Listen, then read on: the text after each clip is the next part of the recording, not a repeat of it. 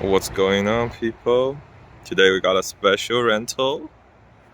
Pretty special. This is a 2025 Ford E350 camper van. The car was manufactured back in January, and the RV conversion was done back in February, and now we have it for a week in June in the beautiful Pacific Northwest.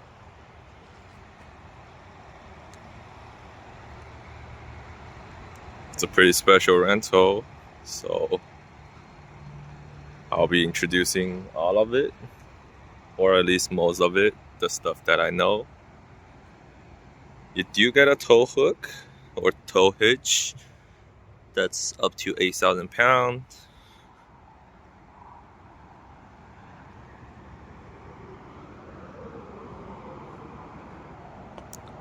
And you do get 4 tires in the back, 2 in the front, but no spare. I asked the lady who was at the counter, they're like, yeah, we don't give spare tires because no one knows how to change them or how to swap them.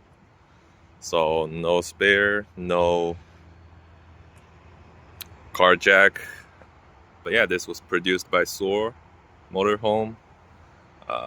On the website, I believe it said it's a 4 Wind, and the logo by the door says 21Z. So that's the make and model of the car. Front tires are supposed to be 75 psi. Rear ones, or the rear 4 of them, are supposed to be 65. But they inflated it above the suggested numbers.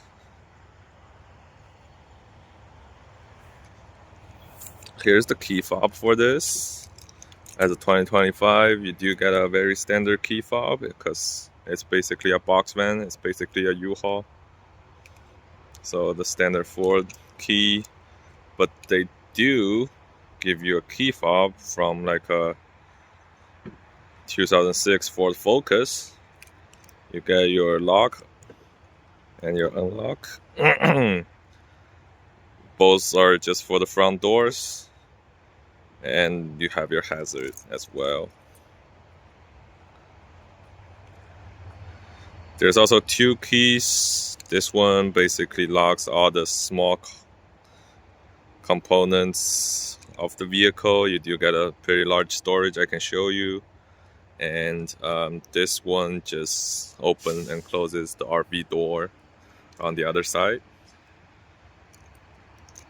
But yeah, pretty standard. This one has a number. I'm guessing that's their inventory number, and they do put everything on lanyards so you can so you won't lose it. After driving a couple days, you see a lot of dead bugs on there. If we zoom in, it's all that. Under the hood, you get a 7.3 liter V8, Ford V8, that produces 230 or 235 horsepower or 240, something like that. Around 350 horsepower and 450 pound-feet of torque. It's a brand new car, so everything here looks very new. Paired with a 6-speed automatic that Ford has been using for a long time.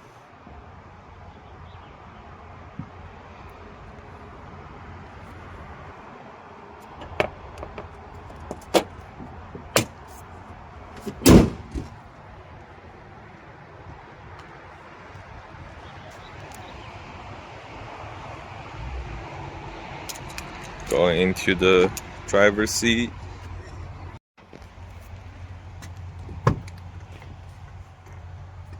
You Did you see all the specs on the driver's door? Right, 21Z, produced at February 25, manufactured by Thor, and the GVWR is 12,500 pounds. Right, you do get your VIN from the Ford Motor Company, and yeah, all that. Ford says it was produced in January, so,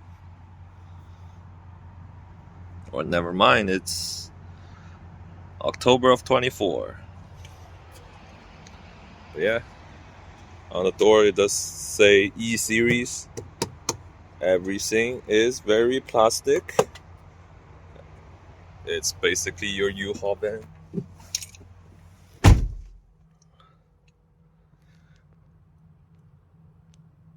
On the inside, Thor did a really good job putting in that aftermarket screens. Normally I'm against it, but for this van it's very, very useful, and it's a lot better than the little radio that you get from the standard E Super Duties. The beautiful Ford charm. In the center screen, you do get a smaller screen. I don't know if they offers a bigger screen, but there's a very large black border, and seems like that's the area they could fit a screen. Right? At least it's not like an analog screen, so at least they can put like a color screen on there. In the little screen that you have, the trip computer, you can go through trip 1, which is the one I did. So I got the car at 36 miles, and now after putting 2,600 miles on it, or 2,700 miles on it, this is the last day. I'm about to return this car, so that's why I'm gonna decided to do a video to share with you guys, because at first I wasn't even bothering to film this. But yeah, a lot of good information. Average MPG, you don't expect much from a RV this size, right? So 8.7 was pretty good. It does tell you how many miles you got left, how many you've driven, and there's a clock to that. That's pretty much it. The tank is very large. It's about 50 gallons, so one fill up is about like, it's always above $100. I think it's more than 50 gallons, because I got quarter tank left, and when I fill it up, it's like $120. 2 trip settings, and yeah, also it shows you the real-time fuel economy and your average fuel economy, and how much time you got left. Driver assist, don't expect much. It's not what you would imagine on the 2024 2025 vehicle. There's nothing, no lane keep, no adaptive cruise and all that. So the driver assist is basically, it says range selector, which it selects how many gears it wants to use or you want to use, and it shows you the engine hour, which I've been putting on 64 hours, and idle hours is 12, and it shows your battery level and all the tire sensors, which does not make sense to me. There's too much number on the screen, and the screen was very, very small. Settings, you can set your lock or lightings. Basically, if you want to auto lock, or when you do the remote, which door gets unlocked. And the Ford Pass, which is their app. Since this is a rental, so I'm not gonna mess with them. Wiper control, just one option, turn it on or off as you wish. And yeah, it's pretty. Oh yeah, the units, different units, you can set into different languages. Normally you can do it on the center screen of other Fords, but this one doesn't have it. Yeah, just keep in mind this is basically a U-Haul with a fancy screen. Of course, no smoking, right? Yeah, but you do get automatic headlights. That's really nice of them. Auto down window for the driver's side, no auto up, so not one touch up. Bigger screen for your when you're changing lanes, and smaller screen for your blind spot. This is your mirror control. You have to turn it on first, then you can adjust your mirror, which I don't think this is a stock Ford parts. This looks very aftermarket, since that there's the little pump thingy or little electric on and off switch thingy.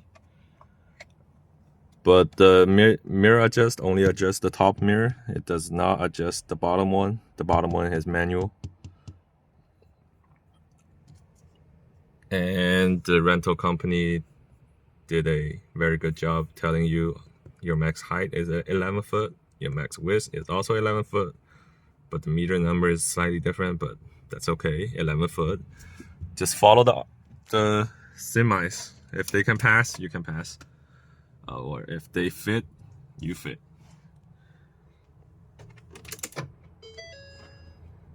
Turning on the screen. The screen is actually really helpful because it has wired Android Auto, Apple CarPlay. Sirius XM is not subscribed yet, so if you want to pay for that, I'm sure the rental company can hook you up with that. They did a really good job fitting a control on your screen or on your steering wheel. Right, this control looks exactly like the shape of whatever Ford has. Right, they even got the smooth curve on the side. And the thing I found most helpful was the camera. So it's a rear view camera, and also you get your left side and your right side. So you get your backup camera and basically your blind spots. And whenever you turn on your signal, your left or right camera will be on for your safety or to help you to merge or changing lanes. And pressing the SRC, it just goes back to the screen. You do have an equalizer that you can adjust. I didn't even bother to do that because when it starts to drive, everything is super loud. You cannot even hear your passenger talking, or you can hear a passenger, but whoever sits in the back, you couldn't even hear them talking. One nice thing, you do get cruise control, which is very helpful when you are going on long trips in an RV, right? That's what RV designed to do. Last time I rented a U-Haul 3 years ago, it did not have cruise control, and I had to drive from California to Illinois, which was alright, but yeah. You do get high beams, wipers, turn signals, and also your escorting thing. I don't know what it's called. On the left, all on one column, and you got your big Ford column shifter, right? So you got You got parking, reverse, neutral, drive, manual, and the 2 lower gears, and also a tow mode when you press on the column shifter. You do get a traditional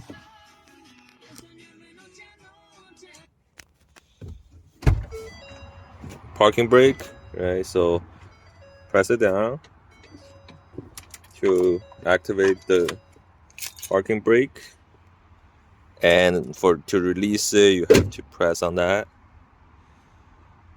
or pull on that. What is this?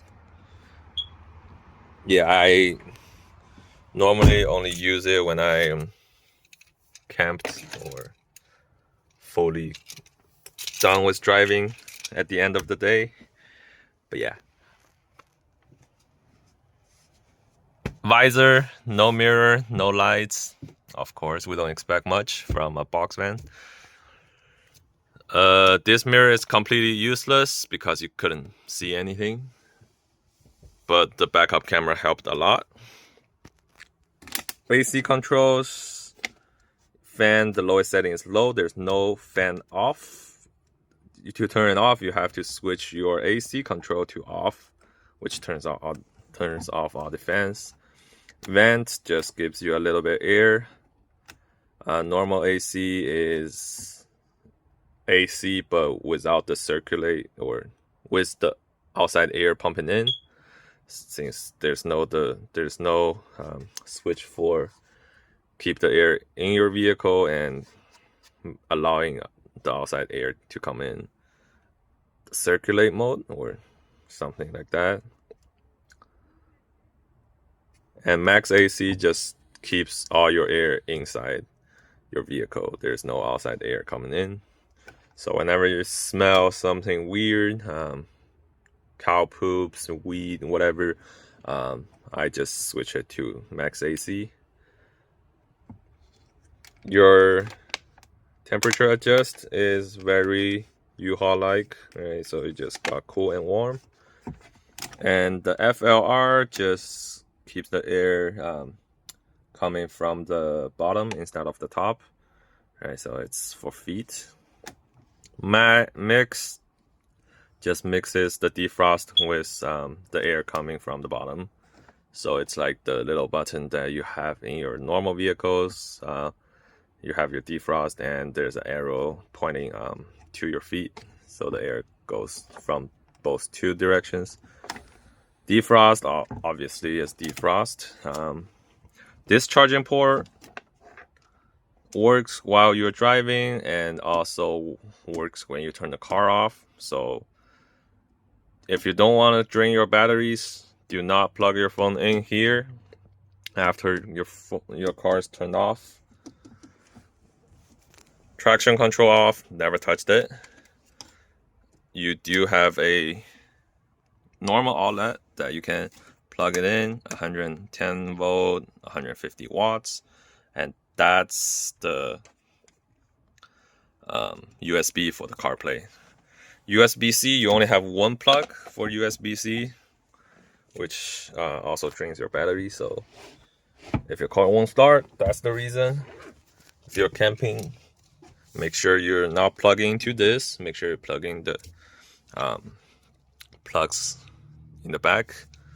You do get a little storage area that can fit almost nothing and some coin holders.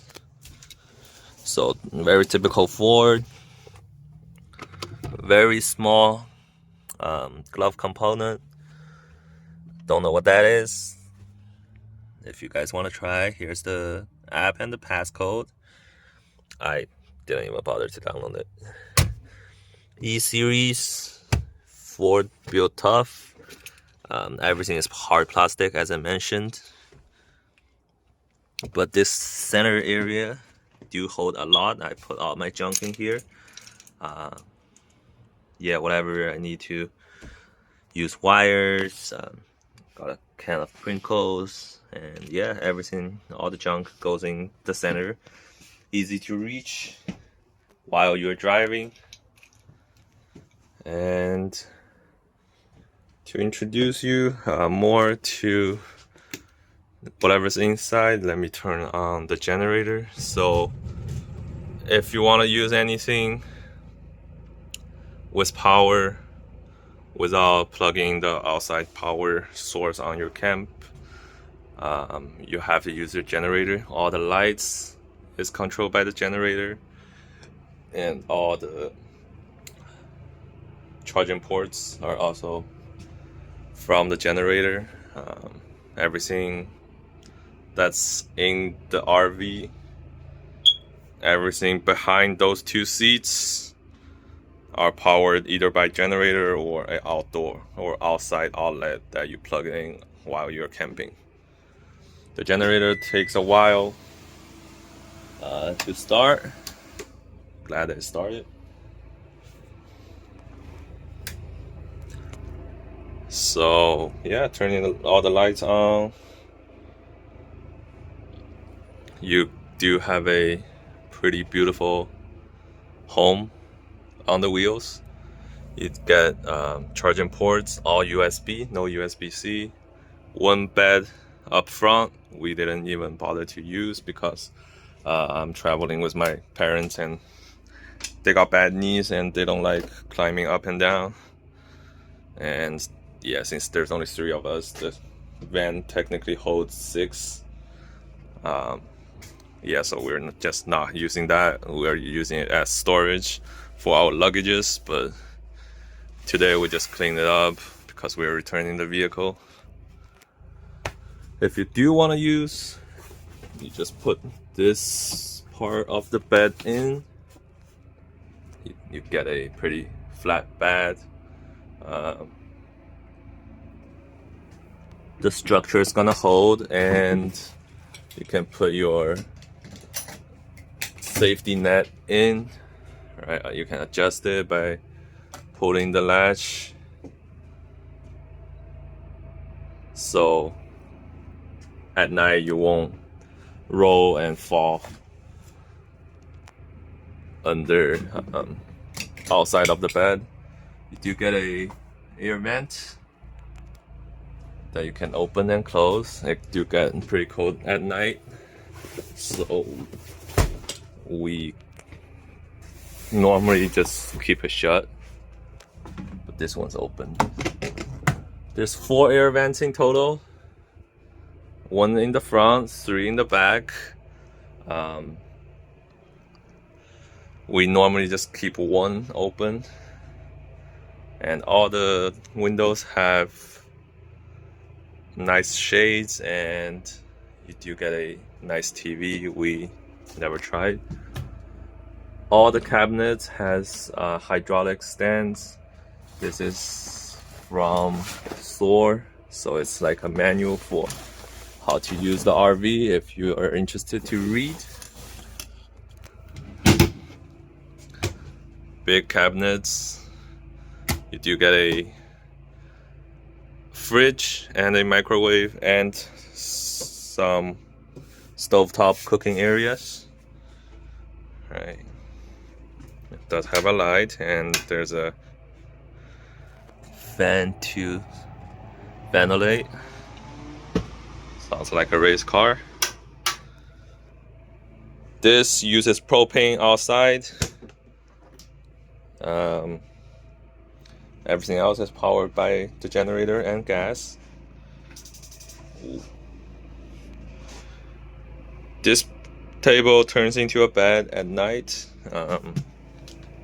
So if you just unhook that, press it down, and pull the 2 cushions on the bed, it turns into a flat bed, which is pretty nice. We've been using that. And in the day, you just lock that, and you do get your seat belts, so you can fit 4 people sitting here. This is the only seating area while you're driving, or you and someone else is driving. Have a nice shade, big window that almost feels like you're in a city bus. That's the feedback I got. Up here you got more storage space, very clean. There's multiple lights that you can press on and off throughout the whole RV, and it's only powered by the generator or by the outside plug. Speakers, you do get 2 of them back here. That's right above your passenger space. They couldn't hear it too well, so the speaker is not that great while in motion. If it's sitting still, if it's stationary, the speaker is okay, but don't expect it like a JBL or something. It's just a normal speaker. You do get a big fridge. It uses 12-volt batteries, and we do get some supplies in here.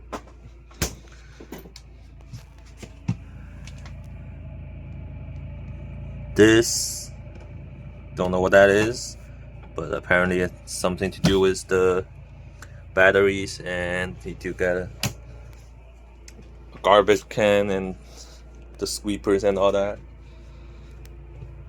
You also have a nice cabinet for your clothes, and that's our bedding stuff. The ladder is for you to climb up to the front bed above your driver's seat. I tried it once. It's pretty hard to climb up there, and so if you have limited movability or limited mobility, knee problems and all that, I will not recommend you climbing up and down every night. That's the furnace, but we didn't bother to use that because it's June right now, and it gets cold, but it's not that cold in the Pacific Northwest. Big bed, queen size. That's how they say it, the queen size bed at the back, but it's smaller than a queen size, but you can fit 2 people here. And you also got your vent and a lot of cabinets in here, as well as lights, cigarette lighters, storage space, plugs. Everything is in here. Also, you got the AC switch. So this is like the master bedroom, and the toilet or the bathroom is right next to it. For the 7 days we didn't use the bathroom at all. We just showered at the campground and also used the toilets in the campground and rest stops, rest areas, plus gas stations. But you do have a toilet. It is red because they told me they put antifreeze. They winterized the vehicle since it's produced back in February. So they winterized it. That's the liquid they use. They mix with the fresh water in your freshwater tank. So there's that. We never used it or never figured out how to use it. You do have plugs right next to toilet, so I guess you can plug your phone in while you're taking a poop. More storage space, mirror, and storage space behind the mirror. Also, you got a vent and you got a fan.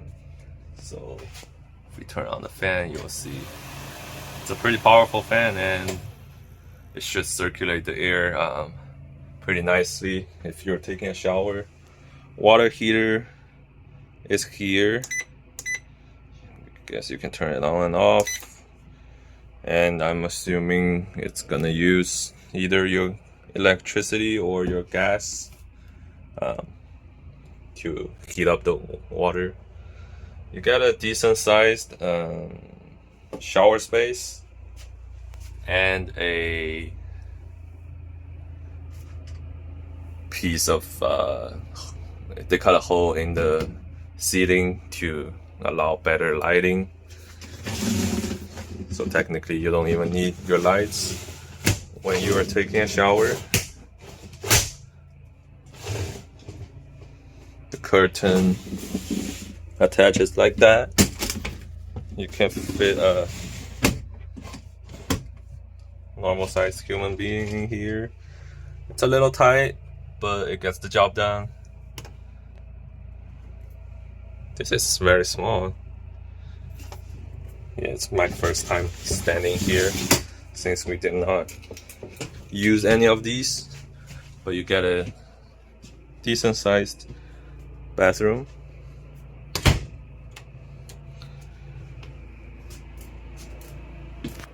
Yeah, microwave comes really handy when we are heating up some food. Yeah, you do have a fire extinguisher, just God forbid, just in case whatever happens. Everything else looks like a model home from like your apartment tour or something. This is the AC. It does have cold and warm air. I don't think it uses the propane, but we only used it for cold air because again it's middle of June. It gets warm, it gets like 85 degrees here during the day, so we only use the AC. This shows all the information about your water tanks, your battery levels, and everything related. This is the generator. You can start it and stop it, and you can check your propane, LPG as your propane, battery level full. That's great. Fresh water, it's 1/3 because that's when they gave us. There's 1/3 of it left in there. Black is empty, gray is empty. They want you to empty everything before you return it. And since we never use it, it's always empty. So right now I'm gonna stop the generator. Also, the generator is really efficient on gas. Maybe because it has a very large tank, because it's a 7.3 V8. So that shows the generator was good on gas. Maybe, but I'll take you on a tour from the outside. All right, the rest of the outside. Oh, let me zoom out. These are your blind spot monitor, or no, not your blind spot. The blind spot cameras really helps when you're changing lanes. The purple key locks and unlocks this door. Of course, you can lock it inside. And the gray key basically locks all these components.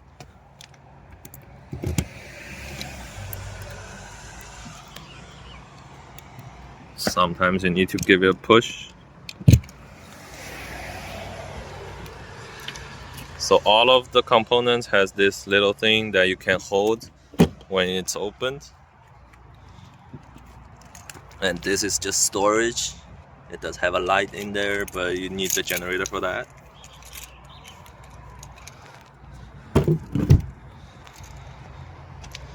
There is a plug from the outside. This is the exhaust of your stove, I believe.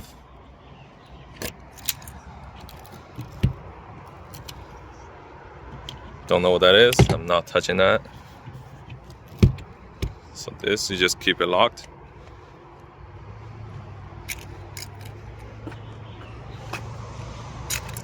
Down here, it's a storage place. This is where you put in your fresh water. So it goes to the fresh water tank. the huge exhaust for the V8 Ford engine, or from the Ford V8 engine.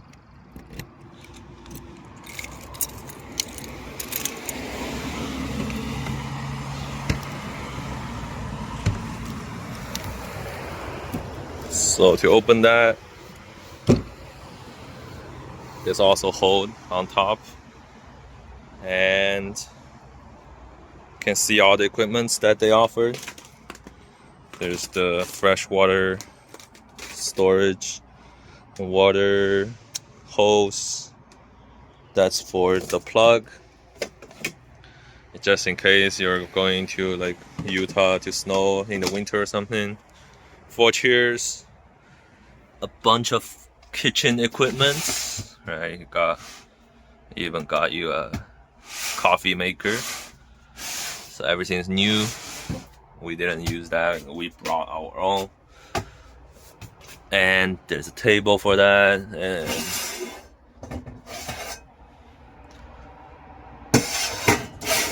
some stuff that they offer.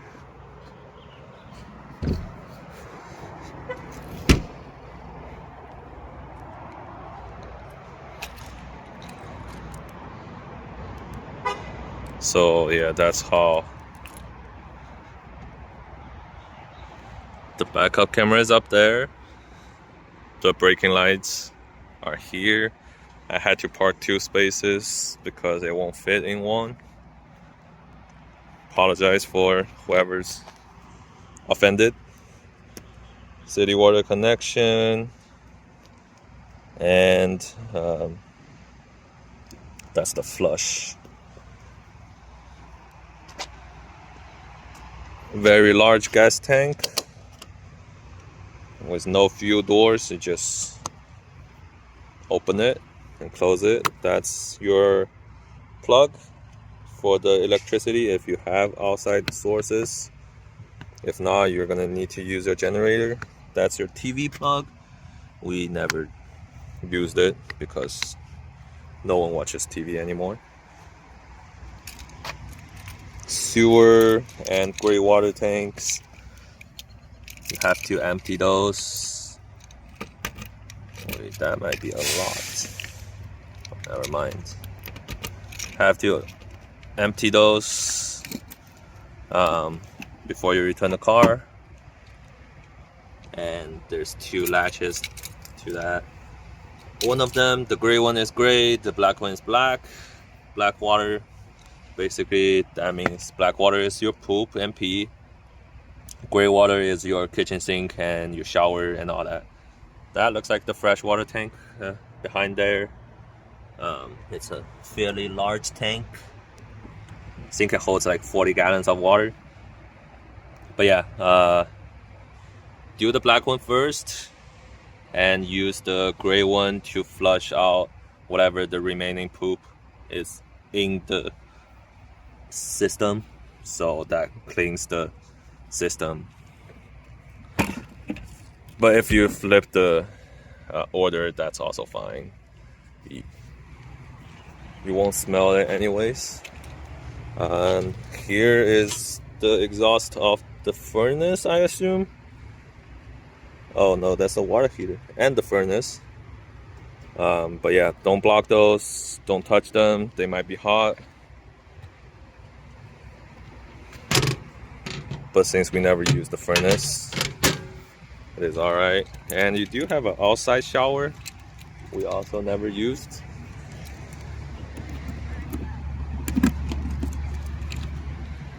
As you can see, there's still some pink liquid from the tank.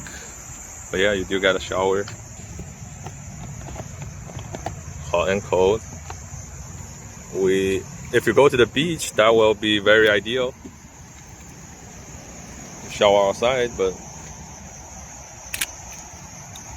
we didn't have enough time to explore the coast of Pacific Northwest. That'll be our next trip, actually. Maybe in a normal rental car. But yeah, that's the exhaust for the generator. It's a lot smarter than the 7.3. So does not use a significant amount of fuel. This is the generator. I don't know what brand it is. It's not Cummins for sure. It's RV Flex Power 4000i, something like that. But yeah, it runs RPM at 3600. That's a pretty high RPM if you ask me. And that's all the spec of that. If you know anything about generator, I would love to know. Is this like a decent sized, or is this like a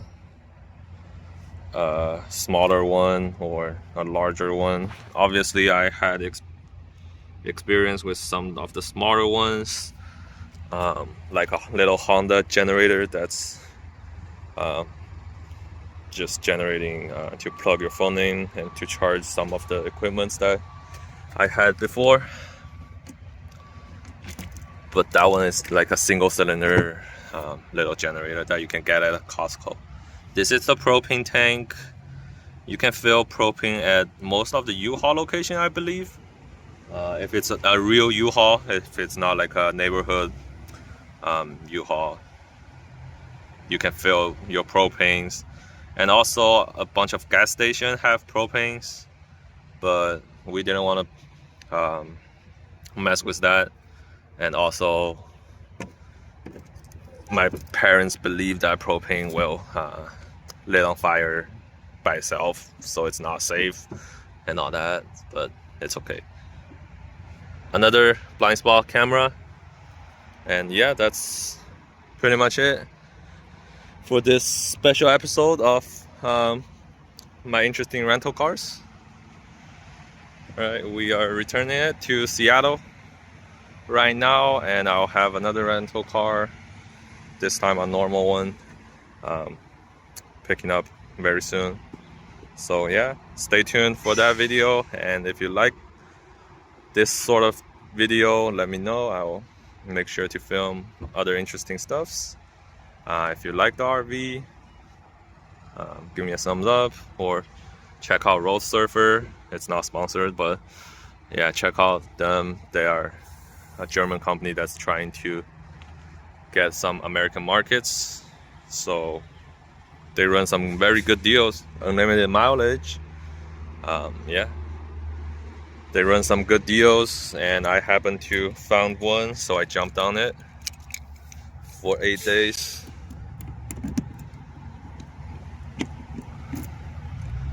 But yeah, I will let you know if anyone's wondering how the RV rental is gonna work.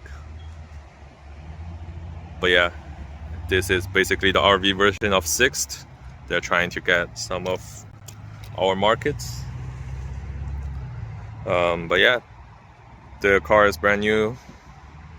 Unlike I heard like the indie campers, they have a bunch of old Ford that's like basically 100k, 150k, 1,000 miles.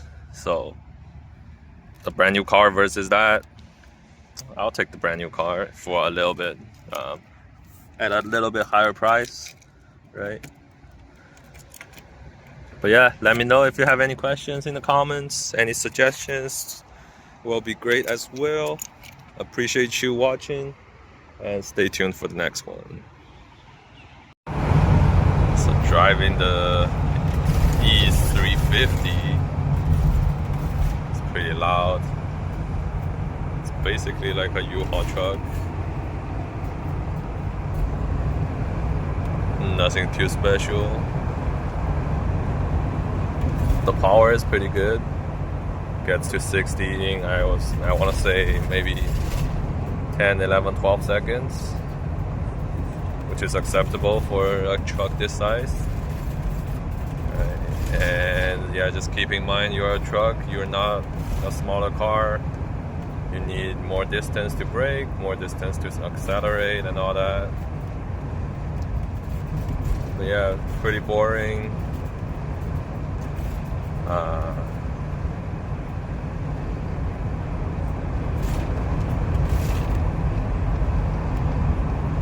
yeah, pretty boring driving dynamics.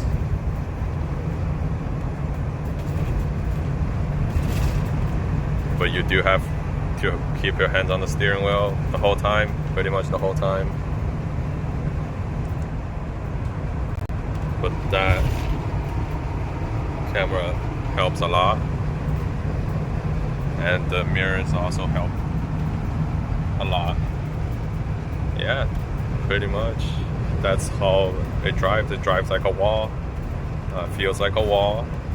You're definitely faster than the semis, but just keep in mind you are still a big truck. You are 11 feet tall, 11 feet wide.